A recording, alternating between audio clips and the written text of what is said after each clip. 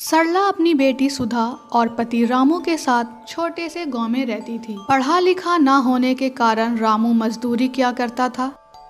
एक दिन रामू काम की तलाश में गांव आता है। वहीं उसकी मुलाकात उसके दोस्त अजय से होती है और अजय उससे कहता है, अरे रामू, अच्छा हुआ तू मुझे यहीं मिल गया। अभी मैं तेरे ही घर आ रहा था। क्यों, क्या हुआ अजय? वो मुझे ऊंची इमारतों पर रंग मारने का काम मिला है, तू भी करेगा? इस काम के लिए मैं तुम्हें रोज 500 दिया करूँगा। क्या 500? हाँ भाई, करूँगा ना। 500 तो मुझे आज तक नहीं मिले। रामू अजय के साथ चला जाता है और काम पर लग जाता है। रंग करते करते थोड़ा सा रंग नीचे बांस पर गिर जाता है। रामू का पैर उस रंग पर पड़ता है। तभी रामू फिसलकर ऊंची इमारत से नीचे गिर जाता है और वहीं रामू की मृत्यु हो जाती है। इस घटना के बाद सरला और सुधा बहुत रोते हैं। जैसे तैसे 2 दिन बीत जाते हैं। पति की मौत के बाद सरला का जीवन मानो बर्बाद सा हो चुका था। एक दिन सवेरे सुधा अपनी माँ से कहती है, माँ, अब तो पिताजी भी नहीं रहे, हम कब तक ऐसे भूखे रहेंगे? हम कोई काम करते हैं ना। कौन सा काम बेटा? उतने में अजय कैलाश नाम के आदमी के साथ आता है। सरला भाभी, ये कैलाश भाई हैं। रामू इन्हीं की इमारत पर काम कर रहा था। देखिए, जो हुआ उसका अफसोस तो जीवन भर रहेगा, पर अनहोनी को कौन टाल सकता है। आपके पति मेरी इमारत पर काम करने आए थे और अजय ने मुझे बताया कि आपके घर की हालत कैसी है और आपके पति के सहारे ही आपका गुजारा होता था। इसलिए मेरी ओर से ये 50,000 रुपये मदद के तौर पर रखिए, आपको जीवन में काम आएंगे। नहीं नहीं, मैं ये पैसे नहीं ले सकती। ले लीजिए बहन जी, मैं एक भाई की तरह आपकी मदद कर रहा हूँ, इससे मुझे बहुत खुशी हो रही है। रख लीजिए बहन। कैलाश और अजय के लाख कहने पर सरला वो पैसे रख लेती है। अजय भी उसे अपनी तरफ से 20,000 रुपये मदद के तौर पर देता है। माँ, हमारे पास तो 70,000 रुपये आ गए। बिटिया, ये पैसे कभी तुम्हारे पिताजी की कमी पूरी नहीं कर सकते। दोनों थोड़े पैसों में राशन लाते हैं और देखते ही देखते 2 दिन बीत जाते हैं। एक दिन सवेरे, सुधा बेटा, हम कोई कारोबार करते हैं। कारोबार? कैसा कारोबार माँ? हम इस गांव में पाव भाजी बनाकर बेचते हैं। मुझे बहुत अच्छी भाजी बनानी आती है और पाव में मसाला और चूरमा भी बनाने आता है। हो सकता है हमारे ये कारोबार अच्छा चले। अब तो हमारे पास पैसे भी हैं। वाह माँ, ये उपाय तो बहुत बढ़िया है। दोनों उसी समय पास के बाजार से सामान ले आते हैं और करीब 50,000 में ही सारा सामान आ जाता है। अगले सवेरे सरला और सुधा उसी गांव में अपना ठेला लेकर आते हैं और पाव भाजी बनाना शुरू करते हैं। एक पीयूष नाम का आदमी सरला के पास आता है। तुम्हारी हिम्मत कैसे हुई यहाँ पर दुकान लगाने की? दिखाई नहीं देता सामने मेरी दुकान है? चलो निकलो यहाँ से। अरे भाई साहब, हम कहाँ आपकी दुकान के सामने खड़े हैं? आपकी दुकान तो यहाँ से बहुत दूर है। देखो, ज़्यादा बकवास मत करो। अपना ठेला लेकर निकलो यहाँ से, वरना यह सब तोड़ दूंगा मैं। यह क्या ज़बरदस्ती है? ऐसे कैसे तोड़ दोगे? माँ, हम कहीं और चलते हैं ना, क्यों बहस कर रही हो? सरला और सुधा वहाँ से आगे एक सुनसान जगह पर आ जाते हैं। माँ, उन लोगों से मुंह लगने से बेहतर है हम लोग आगे बढ़ जाएं। सुधा बिटिया, वहाँ बहुत ज़्यादा भीड़ रहती थी। हमारे पास बहुत से ग्राहक आते।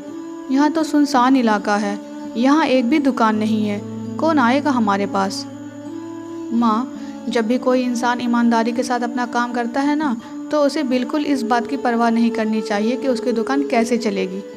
ईमानदारी से काम करने वाले लोग कभी भी भूखे नहीं मरते। और रही बात सुनसान इलाके की, तो अच्छी बात है। कोई भी इंसान अगर यहाँ आएगा तो उसे हमारी दुकान के अलावा कोई और दुकान दिखेगा ही नहीं और उसे मजबूरी में हमारे पास ही आना होगा। तभी 3 आदमी वहाँ से गुजर रहे होते हैं। उनकी नज़र सरला के ठेले पर पड़ती है तो वह ठेले के पास आकर कहते हैं, बहन जी, कैसे प्लेट? 40 रुपये प्लेट। अच्छा, 3 प्लेट लगा दो। सरला गर्मा गर्म पाव भाजी 3 प्लेट लगा देती है। वाह, बहुत बढ़िया पाव भाजी है। उसके बाद वे लोग खाकर वहाँ से चले जाते हैं। थोड़ी देर बाद 2 और लोग आते हैं। तभी उनकी नज़र सरला की दुकान पर पड़ती है और वह लोग भी सरला की पाव भाजी खाने उसकी दुकान पर आते हैं। ऐसा करते करते वहाँ से गुजरने वाला हर इंसान सरला की पाव भाजी खाने लगा। शाम तक सरला की सारी पाव भाजी खत्म हो। देखा माँ, अब फालतू में उस आदमी को बुरा भला कह रही थी, उसी की वजह से तो हमारी इतनी कमाई हुई। वह कैसे? अगर हम उसी गांव में रहते तो वहाँ तो कई सारी दुकानें थी। यहाँ तो एक भी दुकान नहीं है, सभी लोग हमारे पास ही पाव भाजी खाने आते हैं। हाँ, यह तो तूने सच्ची कहा सुधा। दोनों ठेले को बंद करके घर की ओर चल पड़ते हैं। तभी पीयूष की नज़र उन दोनों पर पड़ती है। अरे, सवेरे तो इसके ठेले पर ढेर सारी पाव भाजी थी, अब तो ये दोनों खाली आ रहे हैं। मतलब पूरा ठेला खाली हो गया और सारी पाव भाजी भी बिक गई। पीयूष को कुछ भी समझ नहीं आ रहा था। अगले सवेरे सुधा और सरला ठेला लेकर जाते हैं और शाम में सारी पाव भाजी बेचकर वापिस आते हैं। कई दिनों तक ऐसे ही चलता रहा। लोगों को सरला के हाथों की पाव भाजी इतनी पसंद आने लगी कि वह अब सरला के ही हाथों की पाव भाजी खाते थे। रोज रोज खाली ठेला देखकर पीयूष का सर चकराने लगा। ये माँ बेटी रोज रोज कहाँ जा रहे हैं पाव भाजी बेचने? मुझे पता लगाना होगा। मैंने इतनी आलीशान दुकान खोल रखी है, लेकिन मेरे पास कोई भी ग्राहक नहीं आ रहे। यह सारी पाव भाजी खत्म करके आते हैं। आखिर ये जाते कहाँ हैं? अगले दिन सरला अपना ठेला लेकर उसी जगह पर जाती है। तभी उसे पीयूष देख लेता है और उनके पीछे चला जाता है और वह अपनी आंखों से लोगों को पाव भाजी खाते देख लेता है। अच्छा, तो यह बात है।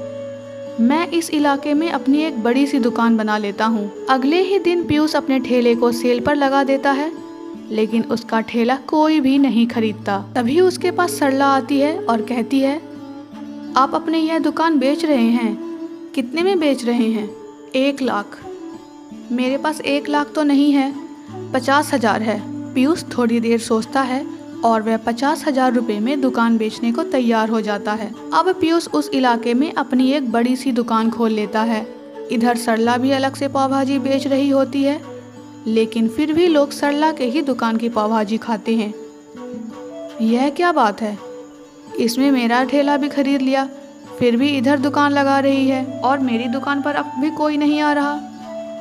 उधर सुधा के पास भी ग्राहक आने लगे और इधर सरला के पास भी आने लगे और पीयूष बेचारा अपनी दुकान में मक्खी मारते बैठा रहा। तभी पीयूष सरला के पास आता है और उससे कहता है, बहन जी, आप मेरी यह दुकान भी खरीद लीजिए। मेरे पास तो कोई भी नहीं आ रहा है, मेरा सारा पैसा खत्म हो गया। सरला उससे कहती है, देखिए, किसी की भी तरक्की को देखकर जलन नहीं करनी चाहिए।